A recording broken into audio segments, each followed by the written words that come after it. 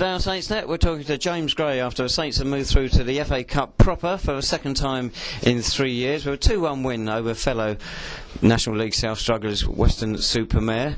The game, Jim, maybe could have gone either way, but for you, I guess it was just the end result.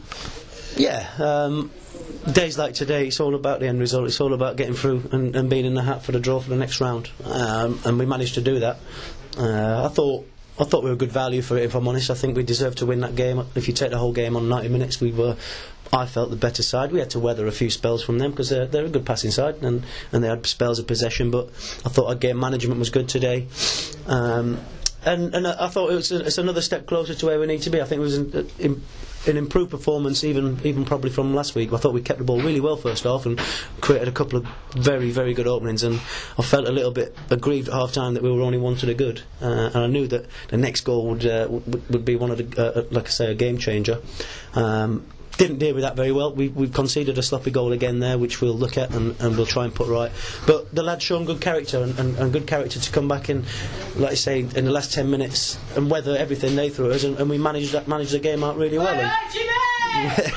There's Chapman's with a winning goal. We're in the hat, and that's all you can ask on FA Cup day. And we didn't want to trip down a Weston Mare Tuesday night because that would have really put us all out. Obviously, leaving work early. So I'm pleased for the fans, I'm pleased for the lads, I'm pleased for the club, and we hope for a really good draw on Monday now.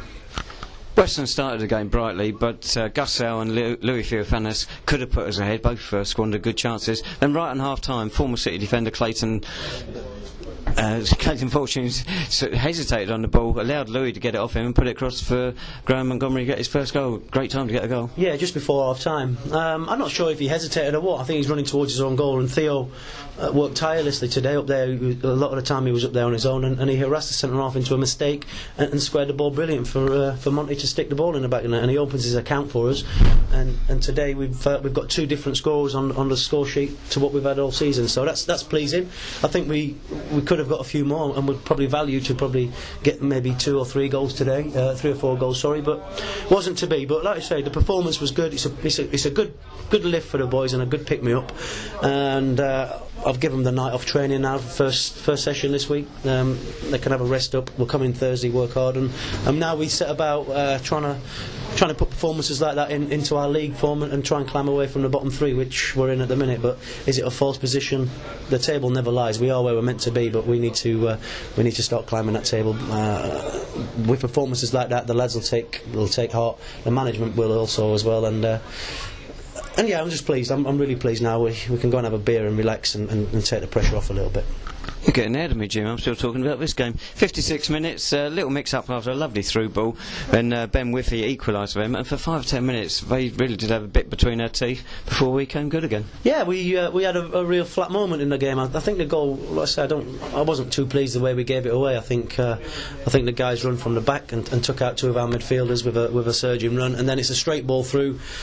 Maybe Monty should do better tracking his run, or maybe Lockie and Welshie have collided and not took the initiative away, but the ball fell nicely to them and he stuck it in, and then we had to weather it for 5 or 10 minutes. You're right, but you have to do that in this league. You have to do that in cup games, and I'm just pleased that we did manage to weather it, and the character of the boys shown that we went back up and got back on the offensive, and we could have had another couple towards the end there. So yeah, I think all credit to the boys. You know, we've been working them tirelessly, and we've been working a lot of shape. Today it worked well for us.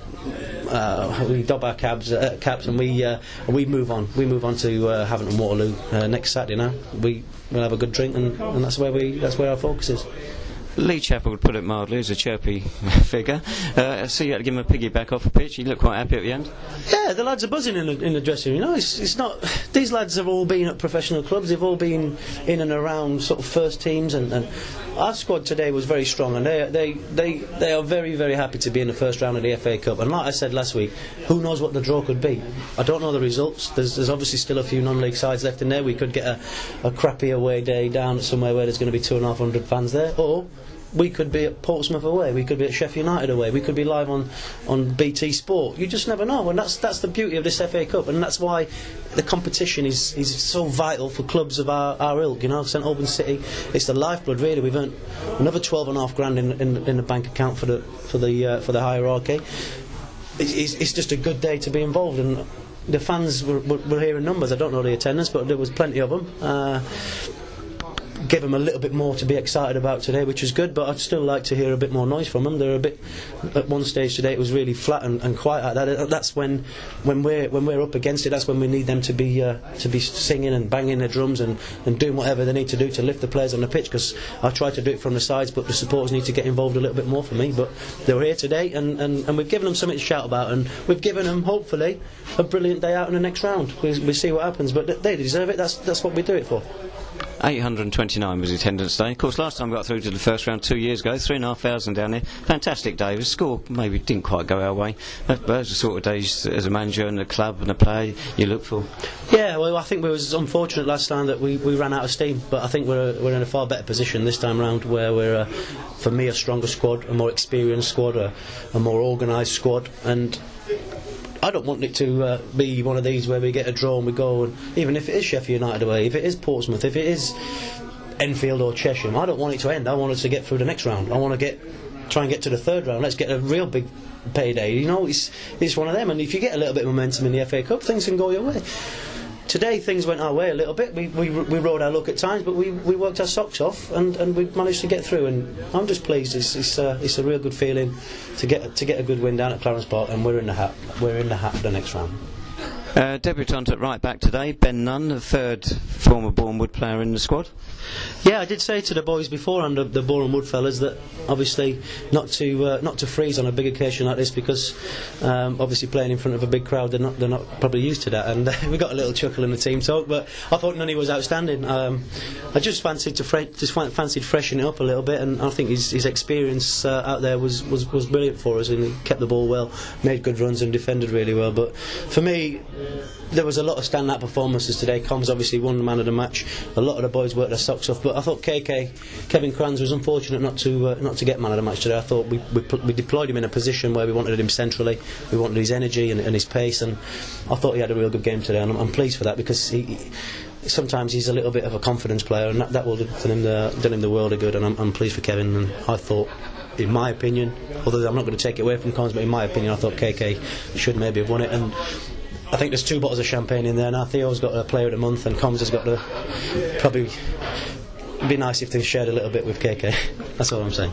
I say 3 former players in the squad. I mean, in the starting 11, there's a 4th one on the bench. What's exciting about the FA Cup, Jim? We just still desperately need points in the league. Absolutely, that's why I say we'll go up in the bar. We'll celebrate a little bit, give the lads the night, the early week part of the week off. But like I say, we've worked them really hard. But our focus is Havant and Waterlooville. I know Wheelstone played them down there last week, so I will speak to Gordon in due course and get the rundown of them. But they're a very, very good squad, a very strong squad. They'll probably look at the league position and think they're in a 4th position too with the players that they've got in their side, so it's not going to be easy. It's no mean task going down there trying to get anything from Havant, but we did it last year. We went down there and managed to battle out a 0-0 draw. If I'm right, I think. Yeah.